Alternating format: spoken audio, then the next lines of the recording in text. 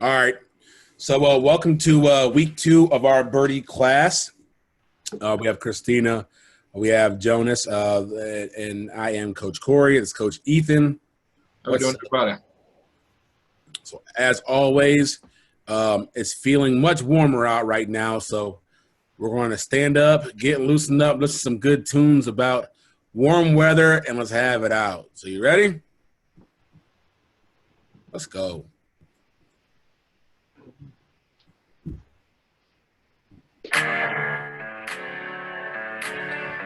Kids popping.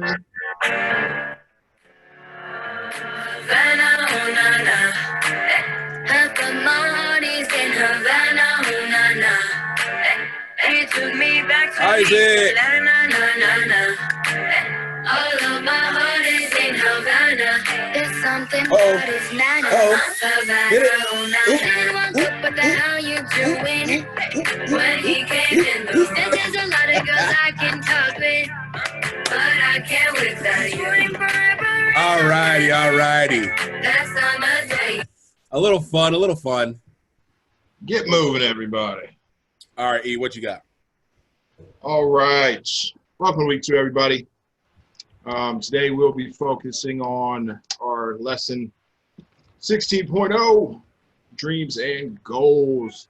Just to recap of last week, we discussed kind of the flow of the day, how each class is going to go. We're going to assign you the reading for the week, and then the following week we'll go over it. So last week we wanted you to get up to page 4 or up to page 10, really, in your book. So today we're going to go over it. So let's start on page 4 for lesson 16, dreams and goals. Here's a nice quote by Eleanor Roosevelt. Tomorrow is waiting for dreams to be dreamed, for goals to be reached. Tomorrow is waiting to be yours. The future belongs to those who believe in the beauty of their dreams. And I just have next to me the definition of a dream. A dream is a cherished aspiration, ambition, or ideal. So we're going to figure out the difference between your dreams and your goals. So that's what a dream is. And the goal is the object of a person's ambition or efforts, an aim, or desired result. So with that being said, let's go to page 5. Having thoughts or feelings about what you want to accomplish in golf and life begins with a dream.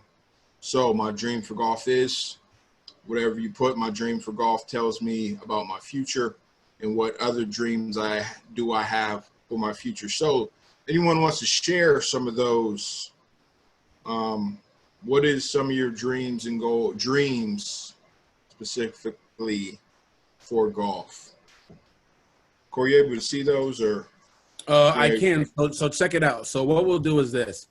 If you can raise your hand, and then we'll get you on so you can talk to us a little bit. Hey, Parker, how are we doing?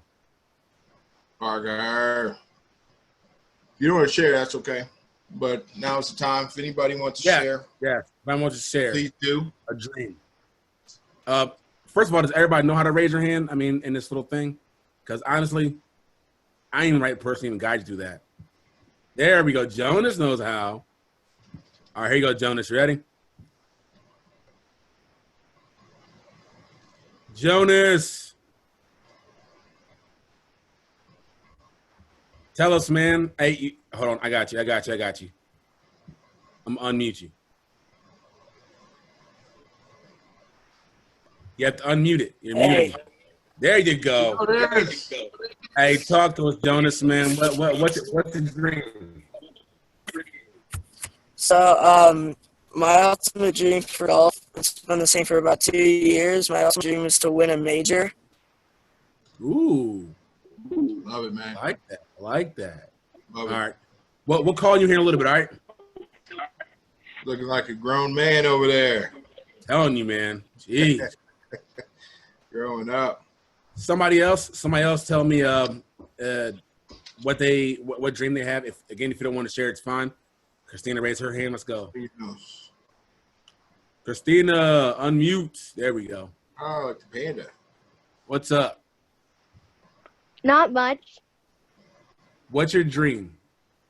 So my dream is to play at Pebble Beach, or to play at Augusta, and I also want to play college golf at Duke or Stanford. Ooh, I That's like that. I Have your like it. plans mapped out. Awesome. We'll be back to you in a little bit. Ready for that November Masters, Christina. Telling you. All right. Anybody else? Raise your hand. Tell me what their dreams are. And again, feel no pressure if you don't feel like you want to, and then by all means you don't have to. Or you can type it down below also. So if you don't feel like talking to us, which is cool, you can always put it in the chat and we'll get it there.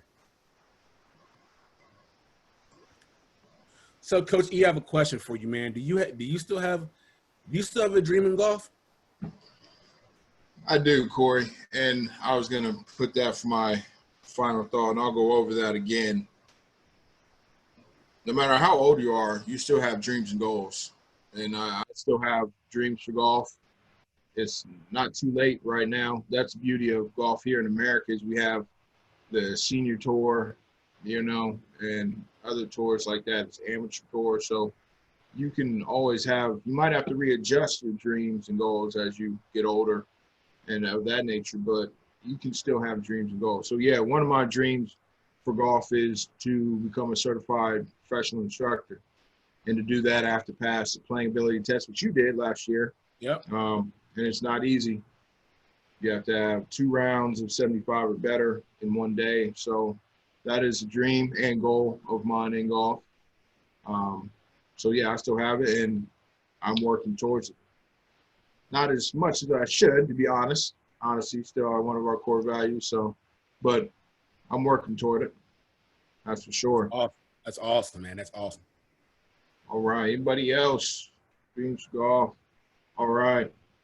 If anyone wants to share their dreams, other dreams that you have for your future, go ahead and fill in why we do that. If you want to share that, we're going to go ahead to page 6 here. Now, it's to share your golf and life dreams with your partners. Obviously, you might not have a partner like we're in class, but maybe you can share it with one of your friends online or parents, guardians, a sibling. Maybe you can go over that with them. So it's what is similar about my golf dreams and my partner's golf dreams, what is different about my golf dreams and my partner's golf dreams, and how might our dreams create challenges for me or my partner? And that's a great question, is what kind of challenges could arrive? So just thinking about it, there's no right or wrong answer with these. Again, these books are for you and just to help you prepare yourself for your future. So it's always great to think about what challenges could arise, because there will always be challenges in life that you have to overcome. So that's a great question to think what challenges I might have, and then you can make a plan to conquer those challenges or get over those challenges. So page 7 here, imagine your dream, using all your senses from a clear mental image of one of your golf dreams. After 1 minute, write down anything and everything that was part of your image below. So this is a great drill. Imagination is very important in golf. Visualization, very important in golf. So I love this drill here. Just stop and imagine your dreams. And after that 1 minute, just write down what you saw, heard, and what you felt when you created that image. So again, this is something you can do on your own time. Hopefully you've already done it. If not, take a minute or so to do so. And it says 3 things I may have to do to make my golf dream come true. So that being said, Christina, if you want to share, or Jonas, if you want to share maybe one of 3 things that you have to do to make your dream come true, you can type it in. If you want to raise your hand and pop back on video, please do. Or if you just want to type it in, one thing that you may have to do to make your golf dream come true. You can say some general, like just work hard. Hard work pays off, and you're going to have to work hard to make it to play in college, or definitely to win a major. You work extremely hard to do either of those. So I know one there is just work hard. And we'll talk about, as we go on here in the future, how we get specific with that. So we're going to go all the way up to page 10 here. Christina says play more tournaments. Yes. Yep. In tournaments, not only do you get better as a golfer, but you get better in tournament situations. It makes you become normal so you don't get as nervous, and you feel the nerves and you know how to conquer them and work with them to make it your strength, not a weakness. So that's a great thing you're gonna have to do. Mm-hmm. All right, so we'll slide to page 8 here, because now we're talking about goals, transferring from dreams to goals. And again, a dream is a cherished aspiration, ambition, or ideal, and the goal is the object of a person's ambition, so or effort and aim at a desired result. So it's taking our dream and now we're turning it into a goal. How we get there? How can we achieve that dream? So, what is the goal? Just said what a goal is. Why are goals important? And it'd be why is it important to you? My goals aren't your goals, and I will respect your goals, but you might not find my goals important. I'll find whatever you have to say important, because that's just how it goes as an instructor. But the personal is what I'm trying to say. Whatever your goals are, they're going to be important to you, and we'll again get to that a little bit in the future. So, what is a goal? Why are your goals important?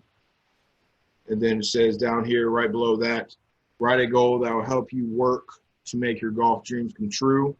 Hint, you may want to consider some things you listed when you imagine your dream. So to help my golf dream come true, my goal is to help make my golf dream come true again. My goal is, and then they repeat it one last time. A goal is a dream you work hard to make come true. Oh, it says at the bottom right there. Mm-hmm. All right. Now to page 9, tracking your golf skill progress. This is page 9 again is something you can do on your own time if you get out to a range or to the course. This might help you focus, purposeful practice right here. So just try and go through page 9 on your own. You don't have to spend much time on that.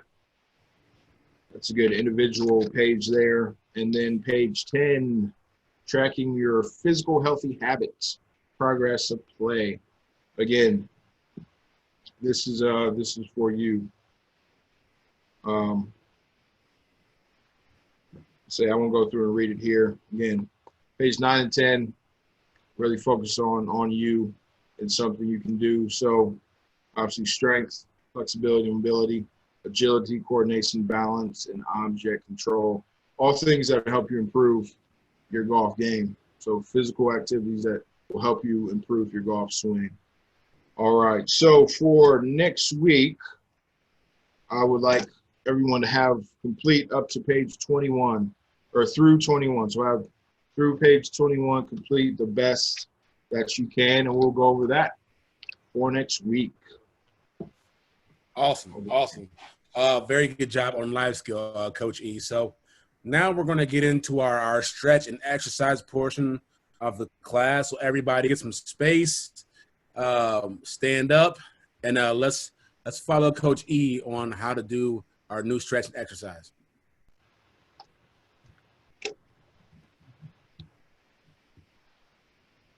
How we doing, ladies and gentlemen? This is our week 2 stretch. Today we will be doing a side stretch, and this stretch stretches out our abs, your obliques, and your back muscles. So the first thing we're going to do is get a nice wide base, and you can either flex your knees or lock your legs out, whichever is more comfortable to you. I like to flex my knees just a little bit, just like in the golf swing. So with a nice wide base, we reach our hands up to the sky as far as we can. And first we're going to go to the right. So we lean to the right as far as you can, nice and slow, and give a 10-second count. 3, 2, 1. Then you come back up nice and slow. Now we're going to go to the left. Fade to the left as far as you can, nice and slow. Give a 10-second hold. 3, 2, 1. Then come back up. We'd like to see you do this every day, at least once a day. Hope everybody's feeling great today. This is week 2 exercise. Today we will be doing squats.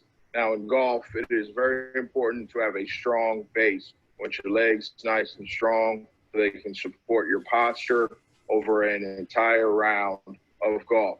So this is our squat. You want to get a nice wide base, and you can either stick your arms out in front of you, cross your arms across your chest, or have them like this as if you're holding something, or you can hold something if you want to hold a broom or a golf club, whatever you like, to simulate a real squat in the gym. I like to cross my arms in front of my chest. So we're going to go like this, stand up nice and straight, and then you're just going to bend from the knees to a 90-degree angle as if you're sitting on a very low chair, and then you're going to pop back up. I'd like to see you do 10 of these. Now let's take a look of our side view. All right, ladies and gentlemen, this is our side view of the squats. Nice and straight back. Bend from the knees as if you're sitting on something, then pop back up. All right, ladies and gentlemen, that was our week 2 exercise. I'd like to see you start off with doing 10 on the first day and try and add 5 to each day to build up to do 3 sets of 10 squats at the end of the week.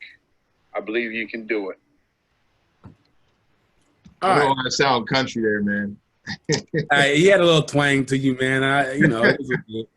Now, real quick, ladies and gentlemen, just to clarify what I mean by sets. So say I do 10 squats, that'd be 1 set of 10. So then I do 10 more, that'd be 2 sets of 10, add another 10, that'd be 3 sets of 10. And you don't have to do it consecutive or in a row. You can do 10, say you do 10 in the morning, 10 in the middle of the afternoon, and then 10 at night, something like that. Just to clarify that for everyone. Cool. All right, so on to our healthy habit. Our healthy habit for this week is community, right? Is it community? Yeah. Yeah, that's what I thought. So I must say, that's what I told Par yesterday. I hope I wasn't lying. So community. Now, my son and I, our whole family, we belong to our community of Pickerington is where we live. And specifically the neighborhood we stay in is a part of our community, and we take walks daily.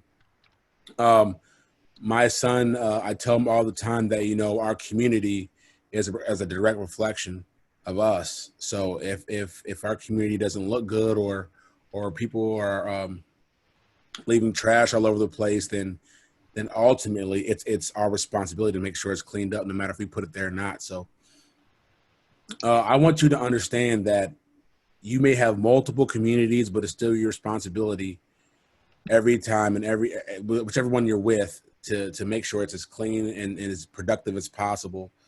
Being kind to people, supporting people, keeping things clean. So I'm gonna ask you a question. Who can tell me some of the communities they belong to? And I'll tell you some of mine, just to give you an example. For instance, again, we live in Pickerington. We're a part of that community. Also, the First Tee, I'm a part of that community. My son and I coach my son's baseball team, the Red Hawks, and that's another community. So you can have multiple communities that you have to take care of. And it may seem like a lot, but still, you should give all the effort to each and every one. So somebody name me some of the communities they have. Can anybody name me?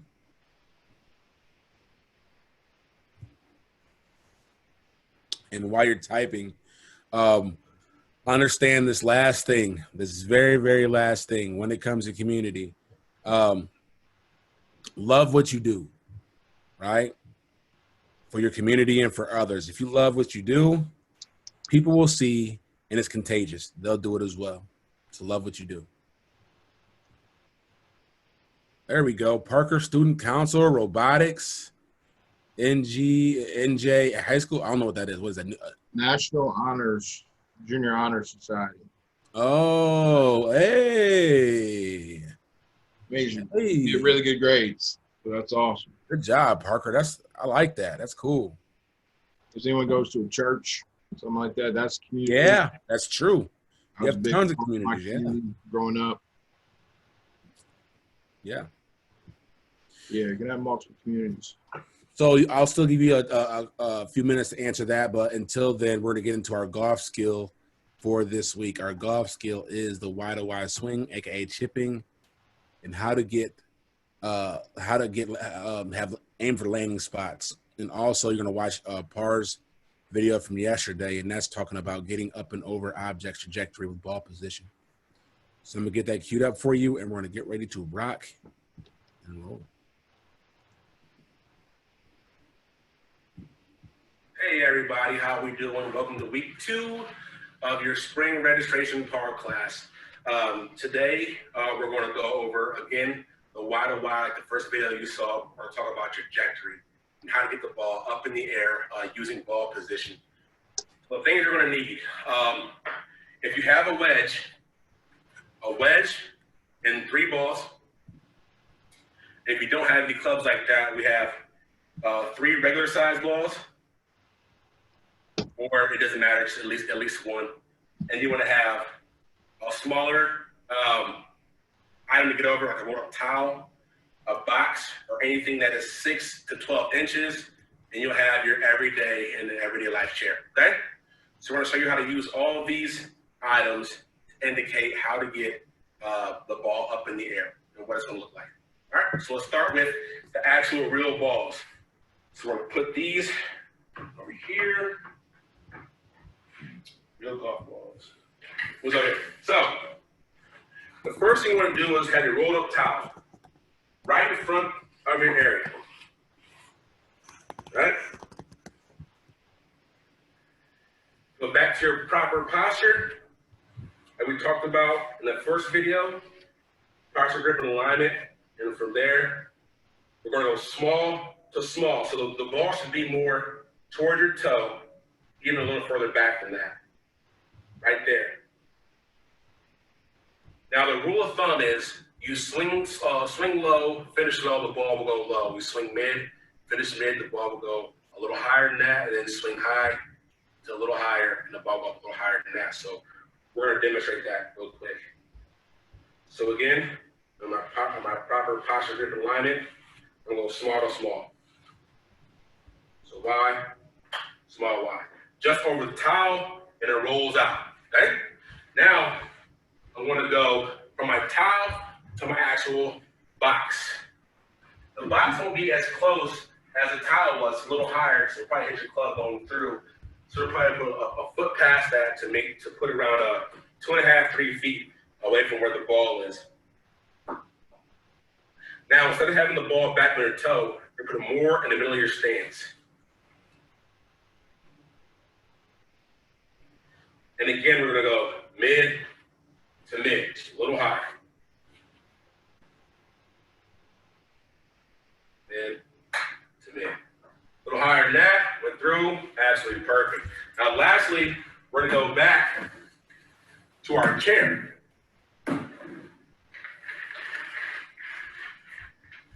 same distance away as the box will be perfectly fine. We're trying to get the ball up a little higher now. So instead of having the ball towards the back, slightly in the middle, we're going to have a little or more in front of middle, so just left of center. Toward the target, more toward the target than center. We're going to go right over it. With a longer swing.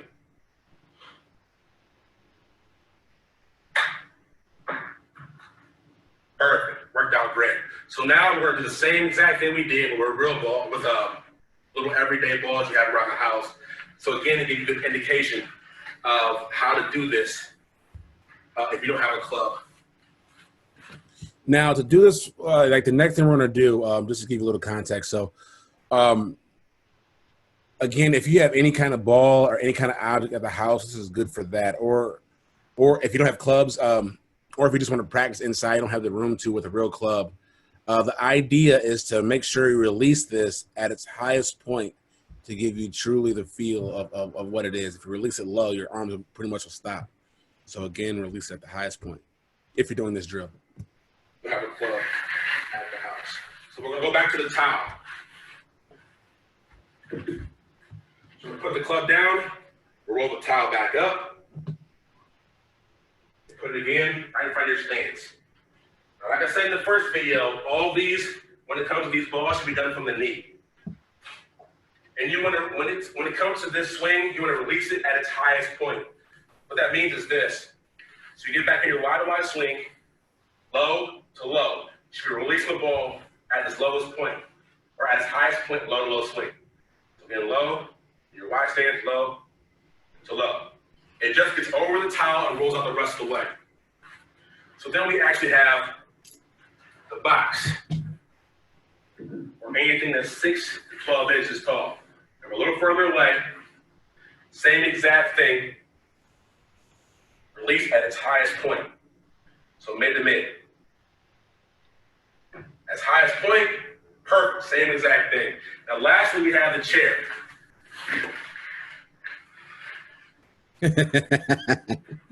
And the kick a ball, huh? Same thing we just did, the swing is a little longer. The So screen mid froze. Oh, no. to mid. I think that's when you paused it. We said its highest point, it got over, and it went the rest of the way. So this is something that you can practice Maybe I paused it. Indoors if you don't have access or it's a rainy day.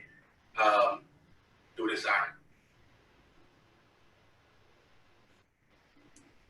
Hey everybody, how we doing? This is Coach Corey.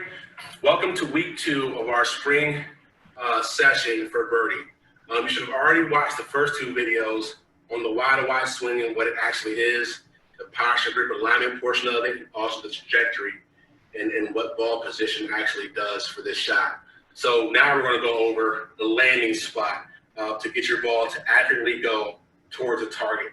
So this is all based around visualization, right? So you find targets out there on the green, wherever you're going, and you visualize landing at that spot, and you calculate for how much roll will actually happen. And to do this, I use a system called the 20-80, 50-50, and 80-20. What that basically means is that for the first shot, for the closer ones, I'm gonna fly the ball 20% of the way, and it'll roll 80%. The 50-50, which means that I'll fly it 50% of the way, and it'll roll 50%. And then for a longer shot, I'll look at the 80-20. So it'll fly higher 80% of the way, and it'll roll out the 20% of the way. So we're going to show you how that is demonstrated with a club, a ball, and also, if you don't have those, an everyday ball around there as well. So things you'll need at least 3 different markings to indicate targets, right? 3 different markings. I have hula hoops, but it could be whatever you want. Just make sure that you have a little wiggle room with it. I don't want something so small as a dot. You get frustrated that you're not getting it there. I know I would be. So let's go over that. So for the first one, so for the 20-80, what I want to do again is have the ball in the back part of my foot, so on my back toe. Go over your proper posture, grip, alignment for the swing. And from there, remember, small to small. 80 or 20-80. Perfect. So it flew right to the yellow hula hoop. It bounced out, and it would have rolled pretty far, but it got stopped up by that green. So now we're going to work on the 50-50 portion of it. I'm going to put the ball more in the middle of my stance and have it fly to the green, hula hoop, and roll out the rest of the way, 50% of the way. More towards the middle, my proper posture, grip, and alignment. Oh, just short, but it was right on line, right? It's perfect. And lastly, we'll go to 80-20. So it's going to fly 80% of the way and then roll out 20%. So from there, you want to have the ball just in front of the middle of your stance. So go with your proper posture, grip, and alignment. Let's see what we got.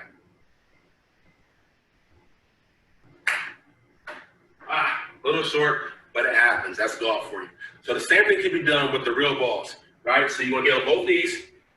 The reason why you get on both knees is because you want the ball to get up in the air. If I stand up and do this, it's going down. But for a real ball, using a golf club, get on your knees as close to the ground as possible. For the same thing, get your proper power grip alignment. And from there, the same thing. 2080 looks just like this. Good. So it flew 20% of the way, and then it rolled out to 80%. Now you have a little longer one. So a little longer, right? Good. 50% of the way, and we're up other 50%. Now you'll have your 80 and 20. And for me, I'm a bigger guy. It's a little harder, but you get what I'm trying to do. Good. So all three balls did what they're supposed to do. The first one went 20-80, the second one went 50-50, and the last one went 80-20. This is a perfect drill to try with a real ball inside the house. But if you have access to a piece of grass and a wedge in a ball, then this is another way to do it. So a couple questions, and raise your hand to talk about this, answer this. The 20-80, right? Or matter of fact, let's go to the 80-20. The 80-20 is also considered somewhat of a flap shot, right? It's a little higher of a shot, a little less roll. What is the only way, one of the only main reasons why you want to keep the ball low when chipping? Like, or forget that. Tell me why you'd want to get it higher. There's a very direct answer on why you want to get it higher if you're chipping. It's because of what? Raise your hand if you think you know. So we can put you on and we'll talk to you. Matter of fact, we'll do it like this. Yeah. Jonas, Isaac, Christina, Parker. No? What do you think, E? Well, if you have to get over an obstacle. Perfect. That's exactly what it is. The only reason why you want to get the ball up in the air when chipping is if there's an object in front of you, whether it be a sprinkler head, it could be a bunker, it could be anything, a piece or a piece of a thick piece of rough that you have to get you have to go further to get over. That's the main reason to hit it up in the air like that. Other than that, most people will keep it low because you can control a lower shot a lot easier than you can control a high shot. But you do need to learn how to do high shots because they're specialty shots. In case you do get behind a bunker or do have to go over an object, you have to be able to effectively pull that off in the middle of a round. But again, if there's nothing in your way, there's no reason to apply a flap shot. If you have nothing in your way and it's only like 15 feet away, there's no reason to do a flap shot. Would you agree, E?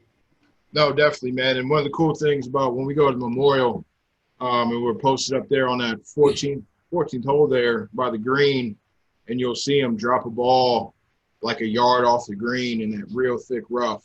And they're taking big swings just to basically flop it up and on the green, out of that thick rough and letting it release to the hole. But otherwise, if that grass was smooth, they would either putt or hit a nice little chip.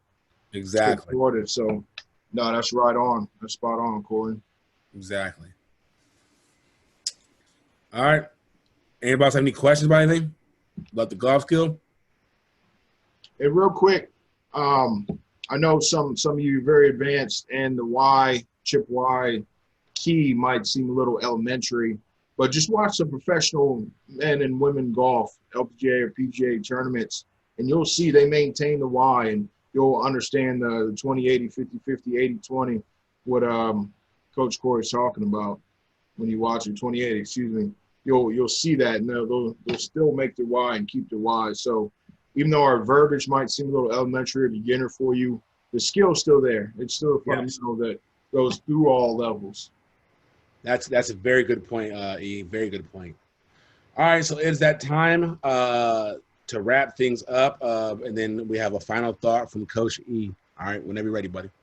All right, so, yes, just make sure you have 3-page 21 done in your books for next week, the best that you can. Again, we understand you can't get out to the course or to a range to do some of the pages, and the book is for you. It's not for us, it's for you. So just go through it the best you can. But our final thought, touched on earlier, is your dreams and goals. It is never too late to have dreams and goals. The dreams and goals in life will change as you change and develop into young men and women, but you can still always have dreams and goals. And the bigger your dream is, the harder you have to work. But if you work hard, hard work definitely pays off. So please keep that in mind. Thank you all for attending today. Hope everybody is safe. Hope everybody is well. Remember, when you practice, make sure you have a safe space. Don't break anything. And have fun out there, everybody.